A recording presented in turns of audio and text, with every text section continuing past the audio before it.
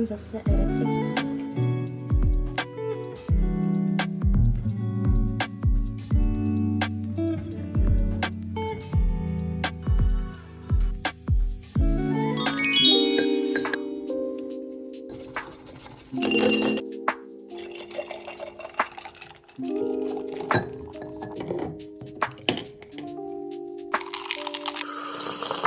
Ahoj všichni, já jsem Adéla a moc vás vítám u dnešního videa. Opět tady máme vlog a tentokrát jsem ho nazvala weekly vlog, protože už to nebude jenom z víkendu, ale v podstatě skoro z celého týdne. Spíš teda jenom ze 4 dnů, ale říkáme tomu weekly vlog. Zdravím vás tady z Prahy, kde jsem minulý vlog také začínala, akorát jsem teda jela domů, teďko jsem přijela z domova sem do Prahy, takže se to tak jako prohodilo. A teď ten důvod, proč jsem vlastně tady v Praze. Normálně bych vám řekla, že to je kvůli škole, ale ten hlavní důvod je trošku jiný. My máme reálně jednu přednášku. Jaký blázen by se 2 hodiny kvůli jedné přednášce sem jel, když jakoby nemusí, jo, já nemusím. Já nemám povinnou docházku, zkrátka vám řeknu takhle, jo. Ale já jsem se měla kvůli tomu, že konečně mám jako prostor na to se tady po té Praze trošku podívat. Protože vždycky, když jsem sem jela, tak jsem kvůli škole a ty přednášky vždycky zabraly prostě jako celý den, nebo ne celý den, jako jo, ale ráno jsme měli přednášky 3hodinový, pak odpoledne jsme měli 3hodinový přednášky a už byl večer. A teďka v zimě, jako jak se brzo stmívá, tak už prostě jako já nikam nepůjdu, jako bojím se prostě. No a teďka právě to vyšlo tak jako hezky, že máme jenom jednu jedinou přednášku zítra a pak prostě nic. A my potom o víkendu tak jedeme s mamčou do Prahy, já tady jako zůstávám, že jo. Jedeme do hotelu udělat si takový jako dívčí víkend po Praze, jdeme se podívat i na trhy a udělat si to prostě hezký vánoční. No a co budu dělat v mezičase? Nebo jako co jako já mám v plánu? Já mám v plánu to podívat se do tak krásné knihovny, která tady v Praze je. Já jsem tu knihovnu našla skrz naší školu, kde si můžeme jako udělat registraci přes tu školu. Tak jsem to udělala a ještě jsem tam jako fyzicky nebyla v té knihovně. A teď už nastal ten čas. Já miluju knížky, já jsem knihomol jako blázen a i prostě mám ráda takový ty jdeš učit a uděláš si to jako hezký, uděláš si nějaký kafíčko, maču, něco a jako učíš se někde, kde je to hezký, v kavárně nebo takhle, jako nikde jsem se takhle moc naučila, vždycky se učím doma, ale... No lidi, neříkám nic, měla jsem včera trošku problémy s tím ten kufr zavřít. Ale jako podívejte se, to je šílený, ale já jsem to zvládla zavřít. Ono se to nezdá, ale jde to.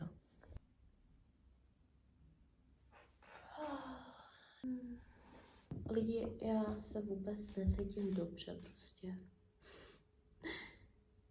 To je prostě menstruací, sakra. Všechno mě jako... Já jsem tady přes 2 hodiny upravovala to video a teďko se mi to konečně ukládá.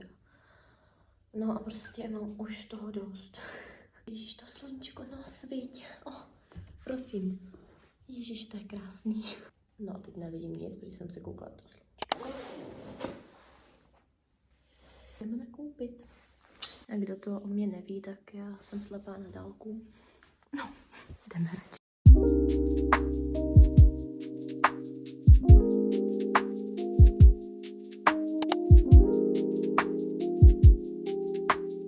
Já jsem teď měla takovou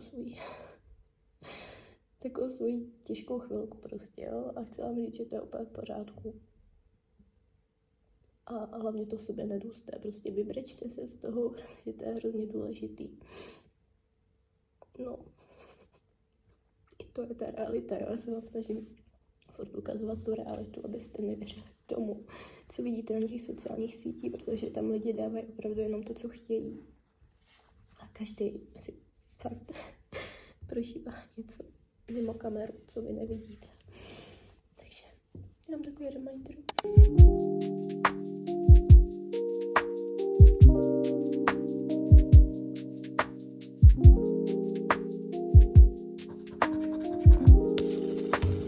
Jsem si právě udělala vlasy a make-up a jdu do školy, pak se vám ozvu. Jsem zpět. Já jsem si tady ještě tak jako hodinu fotila prostě fotky. Holky, určitě to znáte, takový to prostě, když make-upuje, vlasy vlasujou, fituje. Tak já nechci zase jepovat, jo, protože já když se jako rozjedu, tak jsem nezastavitelná. Ale já jsem včera viděla takový jako trošku osobní, nebo ne osobní, ježiš, není to osobní, mluvila jsem tam tak všeobecně, jo. Takový TikTok. No, je to takový jako klišé, jo, ale každý si prochází fakt něčím těžkým a buďte na sebe pyšní, protože když zvládnete ráno vstát a dělat jakoby nic, zvládnete i přesto se usmívat, tak jste kurva silný. Kolikrát ten neúčinnější lék je prostě jít dál a pořád se nějak zaměstnávat, abyste na to nemuseli tak myslet. Teď, když se dívám prostě třeba z okna a vidím, kolik těch oken tady je, kolik těch lidí žije v těch panelákách, v těch domech, co asi teďko každý dělá. A prostě, že každý má svůj příběh, každému se stalo něco špatného, ale všichni prostě jdou dál. Jenom jsem vám to tady chtěla říct, abyste na to nezapomínali. Abyste na sebe byli pyšní, uměli se pochválit. Jste silný. Jako ta odezva, ta podpora, neuvěřitelný. Já jsem úplně, mě to zahřálo u srdíčka. Komentáře, je to strašně hezký. Že ty lidi prostě mají srdce a že jsme tady prostě vzájemně pro sebe. I když se ani třeba neznáme, tak prostě jsme tady prostě pro sebe. Mně to připadá hrozně krásný a přesně proto ty videa jako točím, protože je to hrozně hezký. Já si tady teď připravuju skript, který si vezmu s sebou do té knihy. Já se tam nejdu učit, jo. Já tam jdu do té studovny, ale jdu si tam dělat nějaký zápisky z těch přednášek. V lednu si chci udělat zkoušky ze všech těch 4 předmětů. Ještě si to určitě učit nejdu, to až po Vánocích. Musím to tady nějak rozstřídat, vám moje zápisky, jo. Jako ukázku mojich zápisků, jak si to dělám. Vždycky tady mám téma nějaký, tady to jsou třeba peníze a k tomu mám nějaký klíčový slova. Takhle jsem si udělala jako mapu. A potom mám prostě zápisky, takhle jako hezky barvičkama udělaný. Tady další. Vždycky tam rozdělený jako barevně. Teďko beru jenom teda ekonomii. Nezaměstnanost mám takhle hnědou barvou. A mám to jako dělaný stejně. Já jsem si to tady hezky takhle rozsypala všechny barvičky, že mám tady v tom děsný bordel, ale už jako musím jít, protože jako než já se vypakuju, to je něco.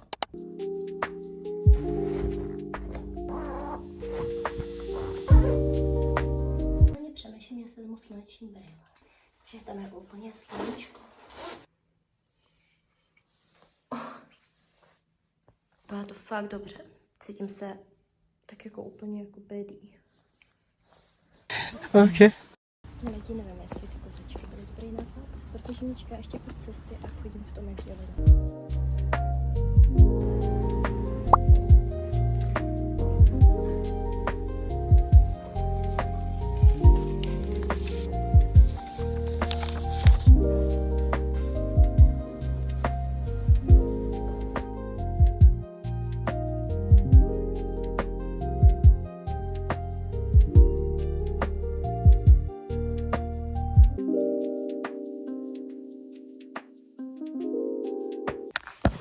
Konečně mám vám co povídat zase. Úplně spocená. Jako... Je takový to, když prostě je zima, pak vysvětne sluníčko a najednou je teplo, prostě vy se potíte v té bundě a to nenávidím. To bych to prostě nebyla já, aby se mi během dnešního dobrodružství něco nestalo. Řeknu vám to nějak zkráceně, to zase nevokecávám. Jsem vyšla z té knihovny a dala jsem si do navigace metro, kterým jsem jela jakoby tam, jo, národní třídu. No a ono mi to tam napsalo prostě, že metro nejede. Jsem si tam zadala to druhý nejbližší do navigace a šla jsem. Prošla jsem se hezky večerní Prahou, jo, že to svítilo všude. Tolik lidí, tolik aut. Tak jdu asi 15 minut a najednou mi to píše, že jste v cíli. Ale já žádný metro prostě neviděla. Tak se podívám do té navigace. A já jsem tam měla zajezdnou tramvaj. A tramvají jsem fakt jako jet nechtěla. Tak jsem si řekla, dobrý holka. Tak jsem si tam dala metro, už jako správně. Naštěstí to bylo jenom 2 minuty a vedlo mě to tak jako přes hezký parčík, ve kterém byly takový ty svítící zvířátka vánoční. Takže jakoby nakonec prostě osud chtěla, abych si to takhle hezky zpříjemnila ten večer. Takhle já to beru vždycky na tom najít něco pozitivního. Takže jsem se hezky podívala na svítící zvířátka. A pak už to bylo jako v pohodě, no, jela jsem prostě metrem na hůrku, pak zase pěšky sem. Jo, a to vám musím ukázat, jo. Já jsem si tam udělala kartičku v té knihovně. A já jsem nevěděla, že mě tam budou prostě fotit. Já myslela, že to bude prostě jenom nějaký, nebo že mi dají jenom nějaký čip. No a paní, že jako tak se koukněte tady do kamerky a já úplně. A já jsem totiž šla do té knihovny, já už jsem byla úplně uhnaná, spocená. Jako co to? Strašný. Hej.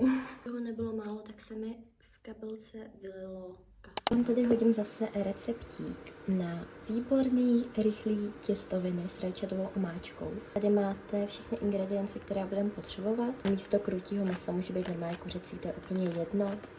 A pokud máte ještě čerstvou bazalku, tak tím byste to úplně jako doladili, to já bohužel teďko nemám.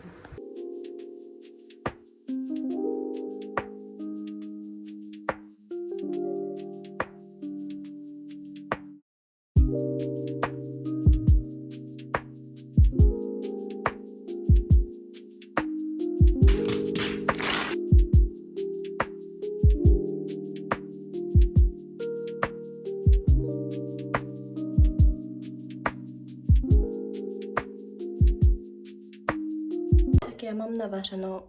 Trošku mi ujela ruka s těma těstovinama, takže toho je zase úplně kotel, jako já prostě nemám odhad vůbec. Asi mi to zbyde, takže napíšu bráchovi, naštěstí bydlí tady pár kroků ode mě, takže to je dobrý, že mu můžu napsat, že pro ně mám jako jídlo.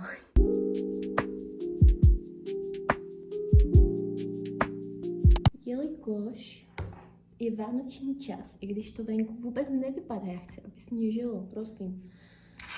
Tak si nasadím tyhle vánoční naušničky, takovéhle krásné vločky. Chci dneska být v té knihovně opravdu dlouho.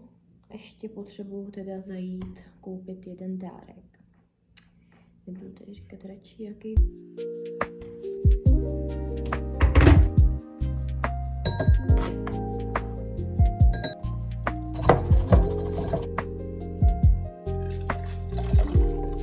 Ještě udělala svou maču a vyrážím.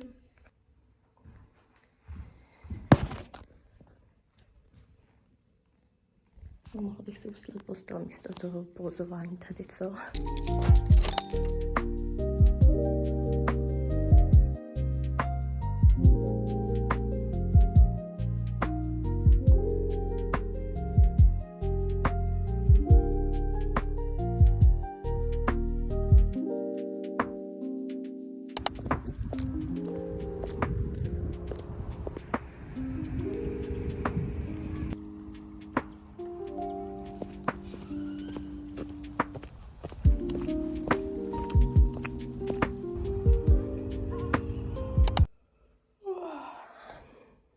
Jsem tady asi přes hodinu čuměla na TikTok.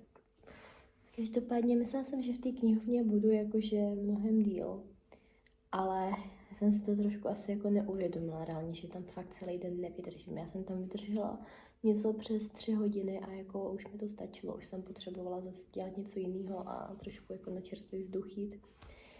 Takže jsem se potom šla projít, protože bylo úplně nádherný počasí. Všude je fakt strašně moc lidí. A já na to fakt jako nejsem zvyklá. A jako já se musím otrkat, no, aby to bylo v pohodě, jo, abych nebyla tak přestimulovaná z těch lidí. Ale prostě mám toho dost a potřebuju teďka být fakt jako zavřená a nikam nevylejzat.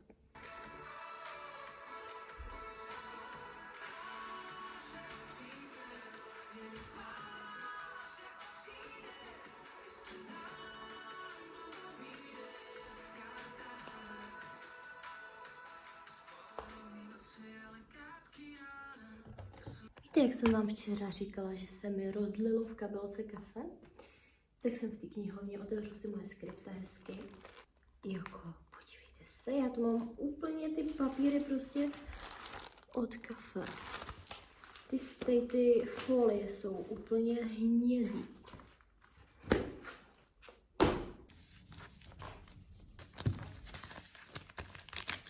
Já právě tady edituju tohle video a u toho koukám na Harryho Pottera. A mi dejte vědět, jestli před Vánocemi taky jedete maraton Harryho Pottera.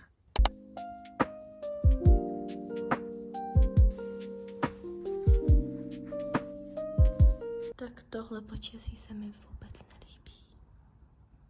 Tam nic není vidět.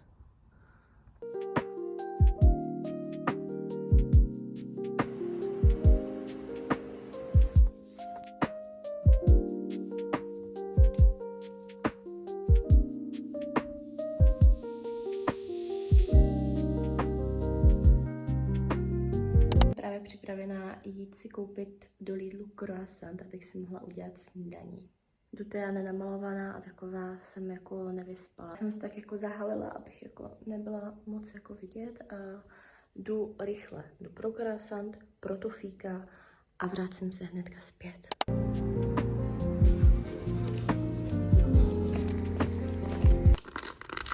Jak to, že už neexistuje čoketka?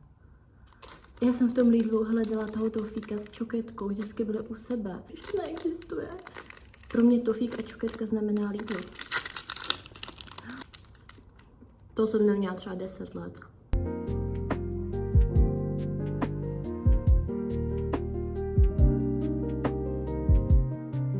Jdu umýt nádobí. Z toho není málo a já nemám zrovna úplně čas. Mám trošku nádobí a ještě dojím hrnec a pánve. Jdu do veřejné kuchyňky, jo, snad tam to nebude. Vždycky, když nestíhám, tak prostě dělám blbosti, nebo dějou se mi blbosti. Já jsem se snažila tady zavřít můj batoh, který je úplně přeplněný prostě. A táhla jsem za ten zip, ono se mi to urvalo.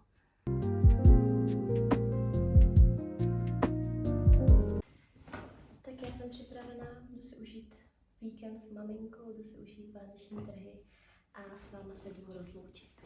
Já moc děkuji, že jste video dokoukali až sem a budu moc ráda za jakoukoliv podporu. Určitě mě nezapomeňte sledovat na sociálních sítích, kde jsem aktivní, kde pravidelně přidávám obsah. Užijte si vánoční svátky se svými nejbližšími a já se na vás těším zase příště. Mějte se moc krásně a